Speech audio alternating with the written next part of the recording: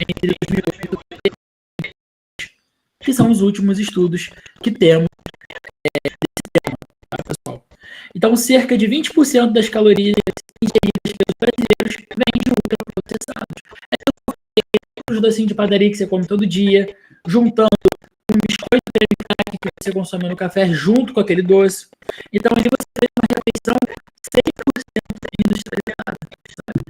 E alimentos ricos em açúcar, gorduras, carboidratos, não carboidratos bons, né? Carboidratos simples, que a absorção é mais rápida, vai acabar você tendo uma fome mais rápido também. Então, o ultraprocessado está em torno de nós, sabe? Está por toda a volta. Onde você olha, tem ultraprocessado. Composição nociva dos ultraprocessados. Então, o estudo indicou que 97% dos ultraprocessados avaliados e analisados no Brasil contém sódio, gordura ou açúcar em excesso. Tem aditivos e corantes e aromatizantes.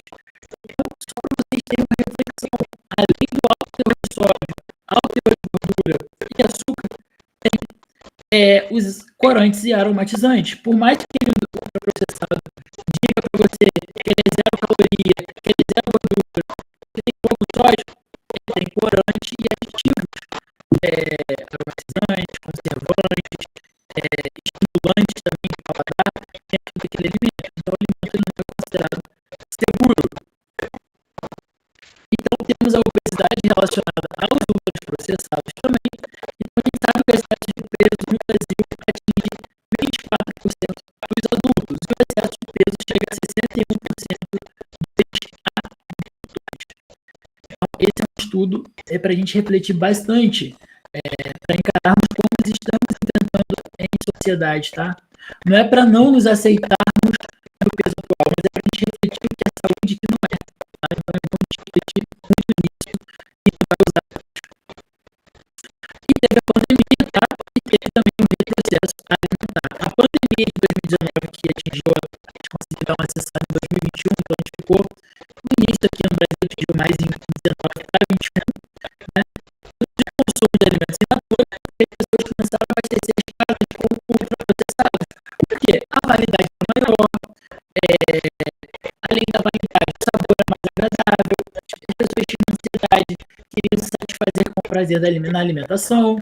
Então, as pessoas pegaram esse hábito na pandemia. Muitas pessoas têm relatos aí, hoje em dia vão no consultório e falam, nossa, eu tinha um peso tal, eu tinha um corpo tal, da pandemia para cá, eu engordei muito, eu tive diabetes, tive hipertensão. Então, assim, a pandemia, ela foi um fator também intrínseco para a gente avaliar o alto consumo de ultraprocessados. As pessoas começaram a comprar produtos de forma desesperada nos mercados e gerou hábitos. De isolamento aí, né? Em 2021 começamos a sair, mas carregamos os hábitos daquele período de isolamento. Isso foi algo bem delicado que enfrentamos aí no dia a dia. Então, o Brasil, em 2019, 57 mil brasileiros, ou 57%, morreram precocemente por doenças associadas ao consumo de ultraprocessados. Isso representa mais de 10% dos óbitos prematuros entre adultos e que afeta quanto pessoal, nós e o SUS. Então, o concurso anual de mais de 10 bilhões são ingredientes baratos e atrativos, mas nutricionalmente vazios, que causa esse efeito. Então, aqui está mais claro do que nunca que a alimentação influencia bastante no impacto da economia no nosso Brasil, no nosso país. Então, hoje em dia, você vai comprar algum produto em um atacadão, você acha produtos por R$ 1,50, por R$ 2, pacote cheio. E pela nossa situação econômica, a gente faz compra. Por quê? Por que compramos? Porque o nosso dinheiro também é limitado. Então, isso acaba influenciando o nosso excesso de consumo dos ultraprocessados. Então, aqui a gente tem um impacto em gráfico dos ultraprocessados no Brasil. Então, aqui a gente tem números de mortes, tá? Então, a gente tem quase 60 mil mortes anuais, custo econômico de bilhões, consumo de processados, né? Comportamento porcentagem calórica a mais no estudo até 2019, que consumiram que os brasileiros têm 20% a mais no dia a dia por conta dos ultraprocessados. No Brasil, atingindo a marca de 30%. Excesso de peso nos adultos, 60%. Crescimento do consumo de ultraprocessados e de alimentos artificiais, né, vamos dizer assim, aumentou 10%. O estudo de 2017, né, a gente fazendo um comparativo de 2008 para 2017. Então, né, o DCNTS já representa 74% de todas as mortes no mundo. No Brasil, essa proporção é semelhante. Então, entre 72% e 74% das causas de morte anualmente no Brasil é por conta da doença crônica. Então, todo mundo aqui já teve um avô, um pai, algum conhecido que teve algum AVC, né? Que teve alguma doença, uma cardiopatia, que teve diabetes, e muitos idosos acabam vindo a óbito de forma precoce por conta dessas doenças, principalmente diabetes. Então sabemos que das 100 mortes anuais que temos no Brasil, das 100%, 74 aí por conta dessas doenças crônicas, né, dos agravos delas. Então, o último estudo de 2019 foram registrados 738 mil óbitos por doenças crônicas, equivalente a 54% de todas as mortes do país. E esses 42% foram prematuros entre 30 e 69 anos. Entrando no parênteses aqui, temos muitos jovens adultos de 30 a 36 anos tendo AVC, pessoal. Isso tudo por conta do excesso de peso e alto consumo de ultraprocessados e bebidas alcoólicas.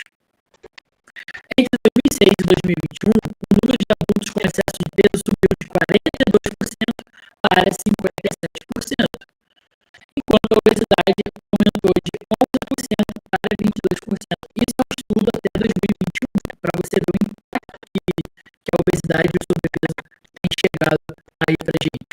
E a hipertensão atinge 26% dos adultos do Brasil, tá? E diabetes, 9%. Então, hoje em dia é super comum alguém ser hipertenso. Não sei se vocês perceberam isso. Se vocês pararem para olhar na sala de aula, no trabalho de vocês, sempre tem um ou outro com relato de hipertensão. Isso é super comum hoje em dia, infelizmente. Tudo por conta do mau hábito alimentar. E a má alimentação, que é o nosso maior fator, porque eu trouxe alimentos deliciosos, temos hambúrgueres, batatas, nuggets, coisas gostosas, palatáveis, que se você consumir de vez em quando, não faz mal, pessoal.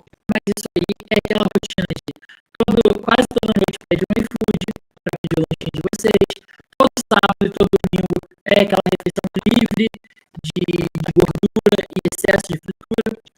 Então, globalmente, 1 em cada 5 mortes por doença está associado à má alimentação. Globalmente, tá? No Brasil, o consumo exagerado de açúcares adicionados, gorduras saturadas e sódio, aliado à baixa ingestão de frutas, legumes e fibras, são fatores de riscos nutricionais preocupantes. Hoje em dia, ninguém gosta de salada, quase, ninguém gosta de verdura. Claro, uma pequena parcela aqui que acaba voltando a consumir. Mas, na maioria das vezes, se você tiver batata e o brócolis, as pessoas vão primeiramente aonde? Na batata frita, né? Que é o pior, é a situação dos casos. Tem paciente que fala, eu faço batata na fry. Aí pega a batata congelada de mercado, que tipo, é bem pior do que você pegar sua batata in natura e fritar no óleo, sabe? Porque tem conservantes, tem aditivos, não vale a pena, tá? Não vale a pena. Indicadores nacionais aqui para vocês. Então, o consumo de frutas e hortaliças teve aumento mínimo. Olha só pra você ter ideia, em 2008 era 33% de consumo em frutas e hortaliças. E em 2021 foi identificado um aumento de 1,2% de consumo apenas. Sobre sódio, os brasileiros consomem quase o dobro da recomendação diária da OMS. Frutas e vegetais devem totalizar 40 gramas por dia, meta abaixo da realidade nacional. Então, poucas pessoas consomem 400 gramas de vegetais e frutas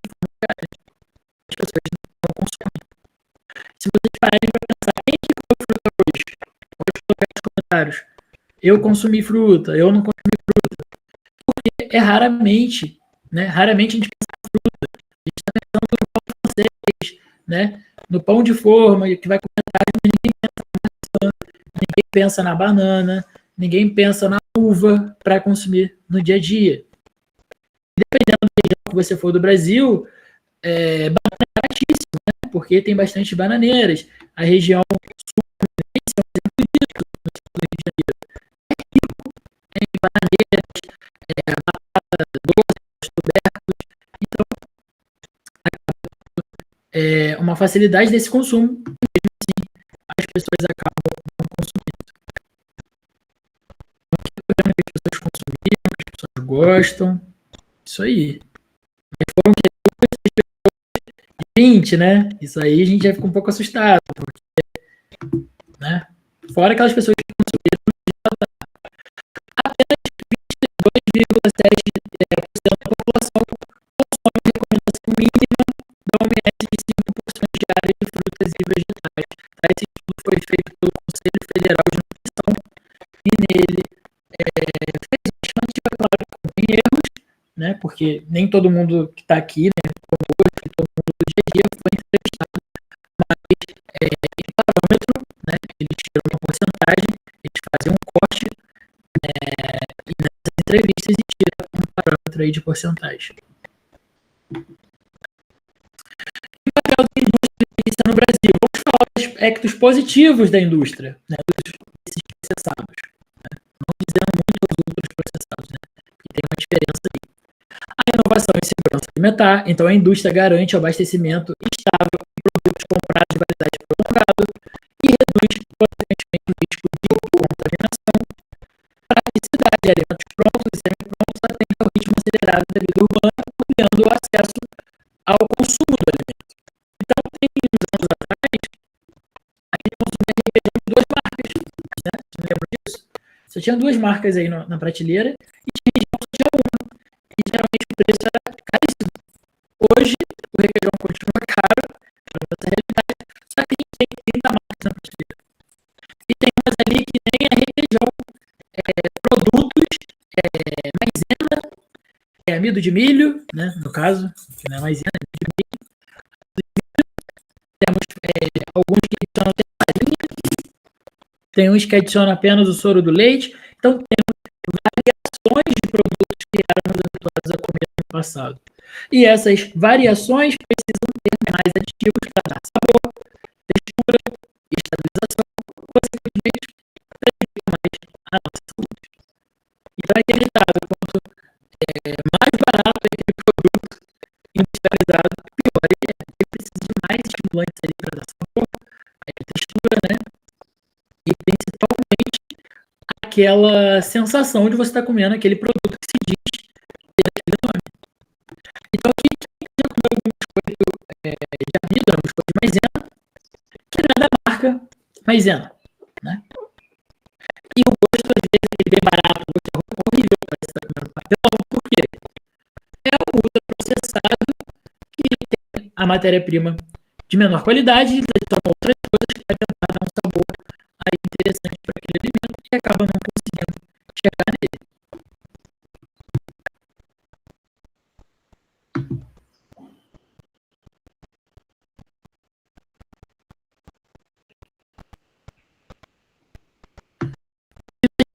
Negativos. Ultraprocessados, pessoal. E contém excesso de sal, açúcar e gordura saturada. E no Brasil, 97% dos ultraprocessados apresentam ao menos um nutriente em excesso. Então, a maioria, né, que vocês vão no mercado tem escrito aquela boca alta em açúcar, alta em sódio, alto em gordura saturada. Pessoal, evita esse tipo de alimento, tá? Evita mesmo, porque vai dar ruim para você no futuro se você consumir esse tipo de produto com essa lupa em excesso e de forma contínua. Publicidade direcionada a crianças e jovens com cerca de 80% das propagandas de alimentos no horário infantil promovem produtos não saudáveis e isso está acabando. Hoje em dia, raramente a gente vê muito isso. Então, a gente tem um RAW aí contra política de saúde, um documento analisados mostram que forte pressão de empresas contra medidas regulatórias, como taxação de bebidas açucaradas, rotulagem frontal, restrição de marketing, acaba trazendo que essas empresas produzam em uma quantidade até um valor até mais acessível, eles acabam reduzindo o valor para ter um alto consumo e para poder passar essa rotulagem. Esse estudo aqui, pessoal, foi em 2022. Eu esqueci de mencionar, mais recente, né? Que agora é obrigado eles colocarem a lupa, né, nos produtos. Não sei se vocês já viram isso. Tá? Então, a própria população não ajuda. Quando a gente fala contra a política de saúde, a própria população fala que é frescura, que é besteira. A própria população alimenta crianças e adolescentes com esses excessos, porque fala que é normal, que é gostoso. Então, esse lobby que a gente usa contra políticas públicas de saúde acaba dando força para a indústria fazer da forma que eles querem. Quando a gente adicionou essas lupas nos alimentos, a gente força o quê? Que a população acaba olhando e fala, opa, tem alguma coisa errada com esse alimento. Ele tinha muito açúcar, eu não sabia. Eu achava que 20 gramas de açúcar era pouco. As pessoas começam a ter o que é um alimento consciente.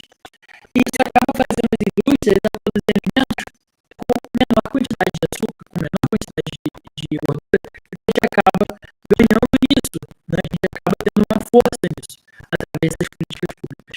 Porém, temos uma parcela da população que continua falando que isso é frescura, que isso é bobeira, e acaba consumindo da mesma forma, acaba se prejudicando da mesma forma.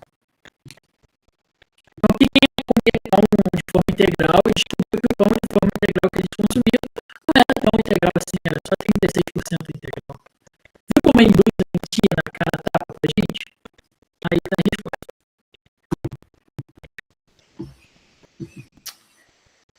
Mudança no comportamento alimentar. Então, a gente tem um grande hábito de fast food e conveniência. Então, 20% das calorias consumidas no Brasil vem de ultraprocessados. O consumo de frutas e hortaliças segue abaixo, né? Apenas 22% da população consome. O ambiente obesogênico, né? Que faz com que as pessoas se tornem obesas com mais frequência. Então, os produtos ultraprocessados são mais baratos vai escolher entre comprar 4 pacotes de biscoito para poder alimentar o mês inteiro, o café dele, do que 2 quilos de fruta, tipo de laranja, 2 quilos de maçã, mais 2 quilos de... Enfim, que se você parar para analisar, é cruel você ter um refrigerante mais barato que um suco natural. Então, a gente tem esses efeitos aí. Se vocês foram no supermercado, vocês vão achar aquele suco em pozinho por R$2, por R$1,50, quanto o galão do suco da fruta natural é R$17, R$18. Então, a gente acaba criando um ambiente obesogênico, né? Obesogênico.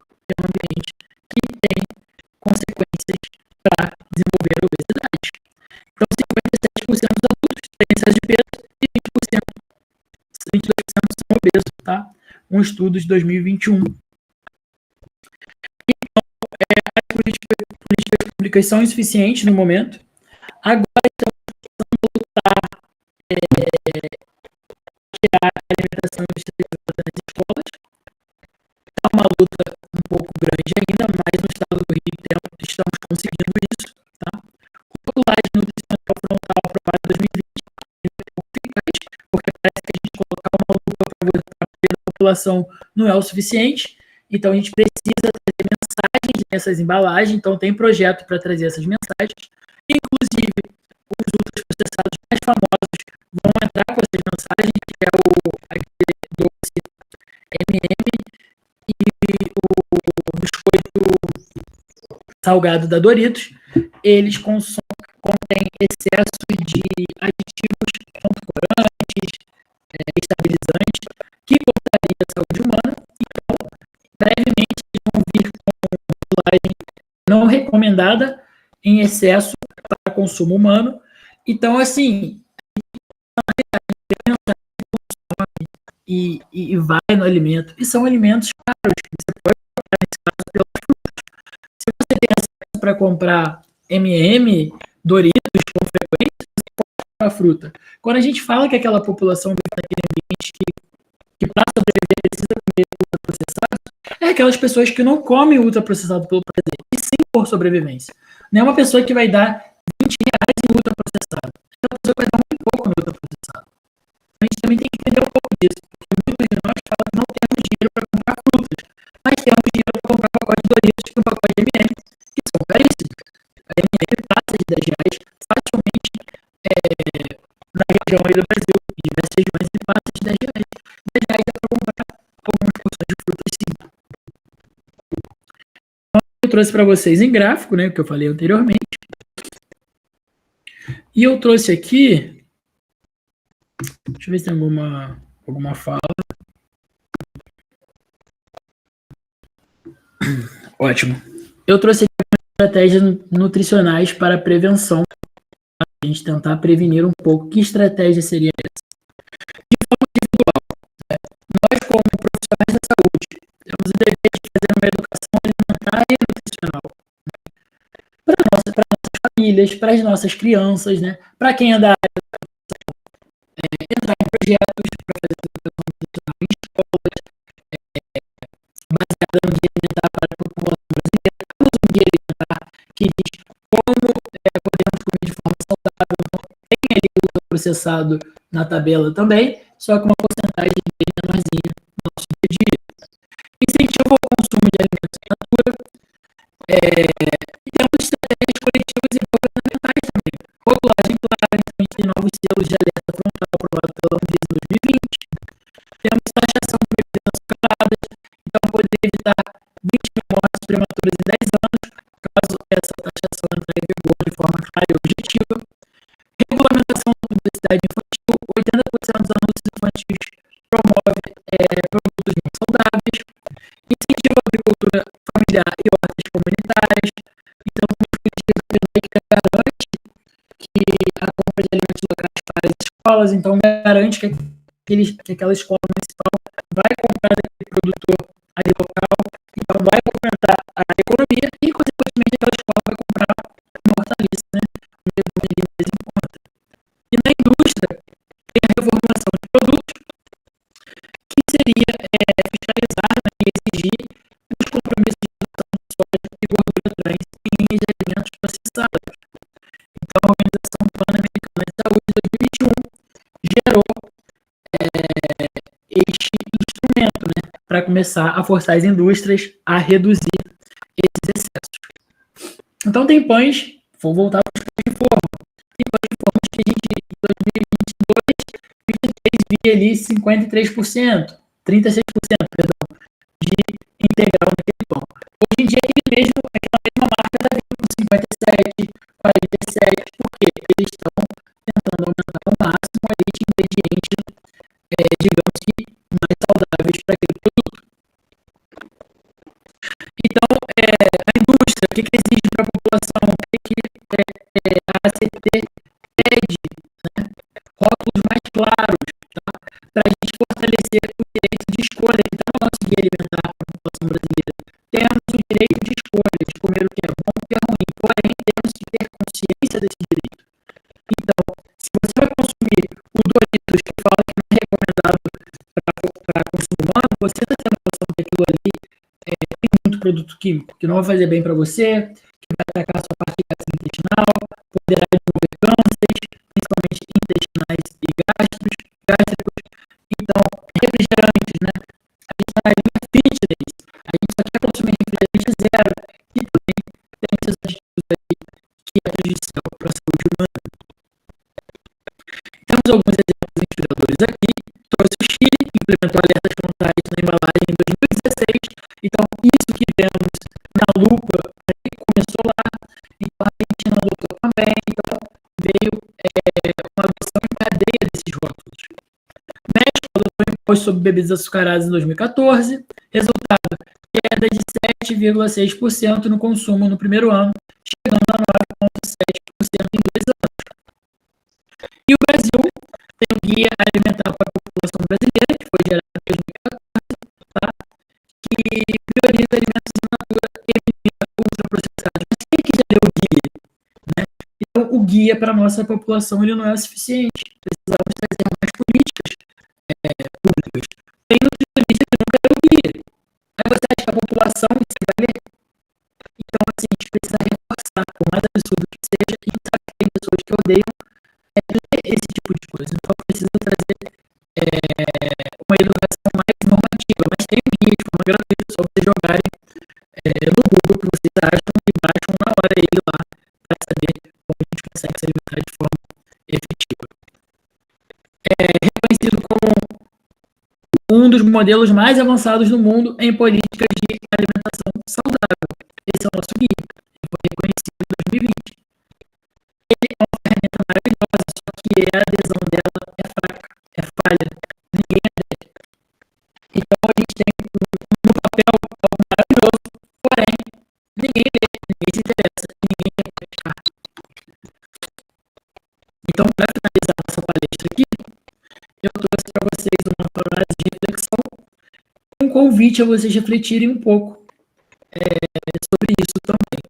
Então, a frase seria: o futuro da saúde pública depende das escolhas de hoje, tanto do que colocamos no prato, quanto das políticas que regulam o que chega às prateleiras. E como regulamos essas políticas? Eu sou o deputado que vocês votam, o vereador que vocês votam, esses políticos que vocês espelham o voto de vocês, eles vão ser essenciais para regulamentar. Então, vamos colocar pessoas voltadas à política pública no poder.